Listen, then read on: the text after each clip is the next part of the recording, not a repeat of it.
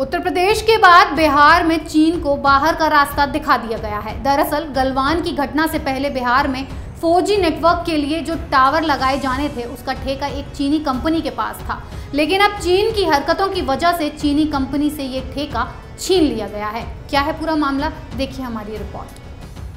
भारत चीन के बीच तनातनी अब भी जारी है। इसी कारण बिहार के भारत संचार निगम लिमिटेड BSNL के उपभोक्ताओं को 4G नेटवर्क पाने के लिए लंबा इंतजार करना पड़ेगा। दरअसल बिहार में 4G नेटवर्क के विस्तार के लिए जिस कंपनी को ठेका दिया गया था वो चीन की ZTE कंपनी थी।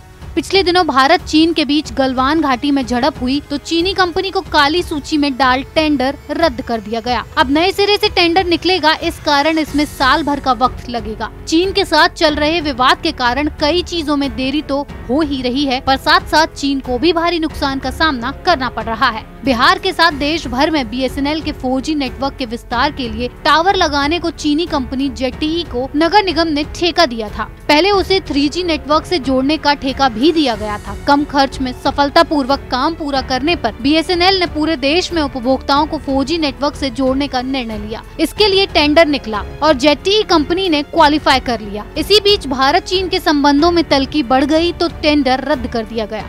दोबारा जब टेंडर निकला तो फिर वही चीनी कंपनी क्वालिफाई कर गई। इस कारण टेंडर फिर रद्द करना पड़ा। अब नए सिरे से प्रक्रिया की तैयारी शुरू हो गई है और जल्द से जल्द BSNL 4G का काम शुरू हो जाएगा। BSNL के बिहार सर्कल के मुख्य महाप्रबंधक GC श्रीवास्तव मानते हैं कि बिहार में 4G नेटवर्क के विस्तार की योजना शिथिल पड़ गई है। चीनी कंपनी को काम दिया गया था, लेकिन भारत चीन तनाव के बाद उस कंपनी को काम नहीं देने का निर्णय लिया गया है। अब नए तरीके से टेंडर निकालने की प्रक्रिया शुरू हो गई है। नई कंपनी को काम शुरू करने में 8 से 10 महीने तो लग ही जाएंगे।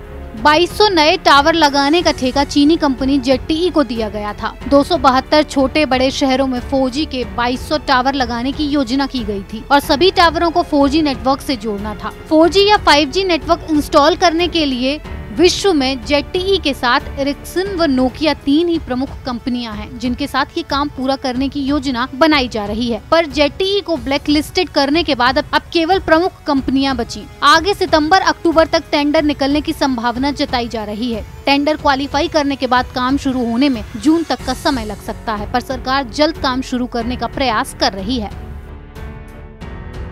चीनी कंपनी को हटाए जाने से बिहार में 4G नेटवर्क फैलाने में बाधाएं तो पैदा हुई हैं, लेकिन भारत सरकार ने ये घोषणा की है कि अगले 6 महीने में बिहार के एक-एक गांव को 4G नेटवर्क से जोड़ा जाएगा। मतलब ये कि चीनी कंपनी से ज्यादा फास्ट काम खत्म करके बिहार देश का पहला राज्य बनेगा जहां हर गांव में इंटरनेट होगा।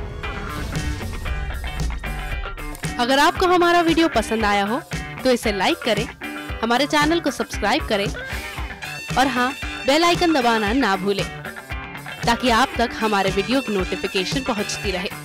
आप अपना सुझाव हमें कमेंट बॉक्स में दे सकते हैं। हमारे साथ जुड़ने के लिए शुक्रिया।